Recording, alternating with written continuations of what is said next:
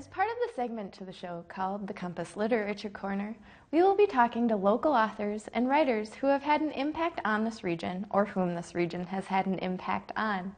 Today we have a man who is deeply immersed in the sci-fi and fantasy and is no schlep with 12 books under his belt, including his latest, Wolf of the Tesseract. Ladies and gentlemen, I'm proud to say that today's guest is Redwood Falls resident Christopher D. Schmitz. Chris, welcome. Thank you, Laura. So Chris, why don't you tell us a little bit about your book, The Wolf of the Tesseract? Sure. So I often describe it as kind of a female Percy Jackson-like character and her werewolf protector companion fighting against a Cthulhu-like monster that wants to destroy all of the earth.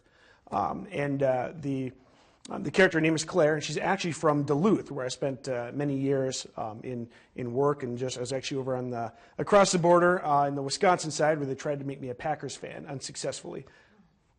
That's always a trouble. So it's set in Duluth, and they say, write what you know, but you write not only what you know a little bit with Duluth, but then you expanded it into dimensions and different realities.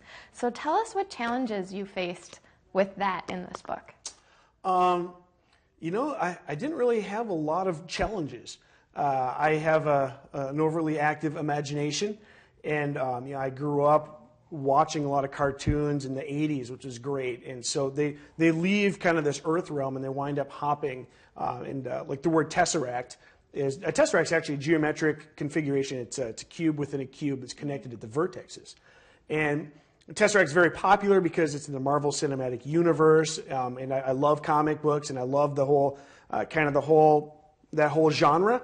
But it's not the Marvel Tesseract. It's more like Madeleine L'Engle's A Wrinkle in Time Tesseract. So I read that book as a kid and really loved it. Saw a lot of similarities with things talking about different dimensions and string theory. And of course, since I grew up in the 80s, watching great cartoons like He-Man, Masters of the Universe, and Thundercats, and a lot of these great things where you've got magic and then you've got advanced sci-fi, and there's really just two sides of one coin. Mm-hmm. And science and magic combined. Yeah, and it's really kind of neat. So the world that I write about in all these different dimensions, the main one where they're trying to get to, the Prime, it's really more of like Eternia on Masters of the Universe, where you might have a guy using some kind of magic thing over here, but also using a high-tech blaster over here, and holding off a whole horde of bad guys in order to save the day. Case in point, the Guardian's father gives up himself, but it's a mixture of fighting with his own magic skills and setting his blazer to self-destruct. Yes, yeah, which is, of course, is a very important plot line. It kind of comes up a couple of times. And really, it's not a whole lot different than what we see in movies. Like Star Wars is less sci-fi and more magic samurai in space. Well, what inspired you to write a sci-fi like this book?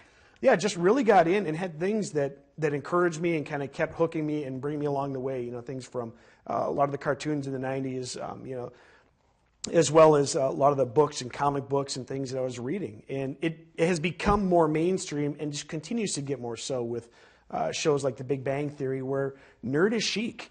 Yeah, that's very true. And this isn't your first adventure into sci-fi fantasy, correct? No. You have how many other series out there already? I have a fantasy series called The Caicos Realm, which is a 7-book arc. The 3rd book is coming soon. I have kind of a duology. It's a shorter ebook that accompanies the main book, which is The Last Watchmen, which is very Joss Whedon-esque, very Firefly, where it's kind of steampunk in space and a little timey-wimey, but it's not a true Western in space like Firefly was, but it has those feels because there's some tropes there. You get the strong cast of characters. And they're just it's them against the world, and they're just trying to keep gassing the ship. Well, were you ever concerned about translating your ideas to paper when it came to sci-fi, different dimensions, realities, lasers, blasters, and magic? Only a little, because I grew up watching these things on cartoons. And I had a teacher, he was an art teacher, talking about drawing. He would always tell his students, myself included, just draw it like you see it. So when I've got an idea in my mind, it's really just a matter of communicating what I want the readers to envision. And I had a lot of conversations. I had a German foreign exchange student that we were really discussing this when the book was still in writing in its first draft. And we were talking about a lot of advanced science and things like the string theory and whatnot, alternate dimensions, and how would this look and how would that. And so she was very talkative and always asking way too many questions.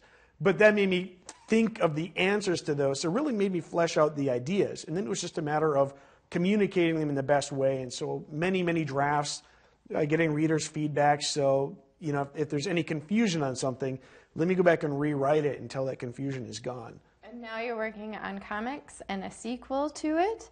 Mm-hmm. And people can find your books at selected Barnes & Noble, Amazon, and where else? They can find it on my website, which is www.authorchristopherDschmitz.com.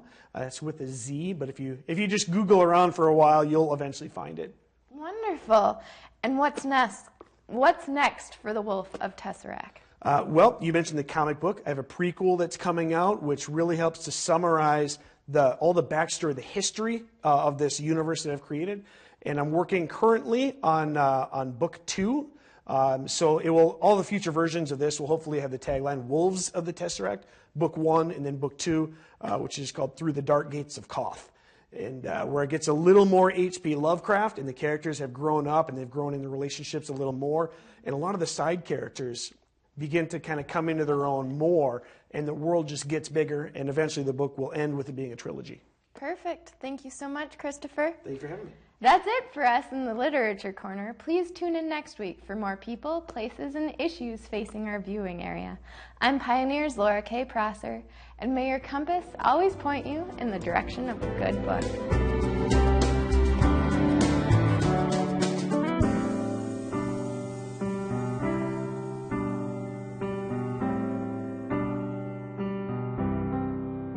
Major support for Compass is provided by the ongoing support of the Leo P. Flynn Estate of Millbank, South Dakota. Additional support is provided by the Southwest Minnesota Private Industry Council, promoting Southwest Minnesota as a place rich with opportunity. Come for the jobs, stay for the lifestyle. More information at swmnpic.org.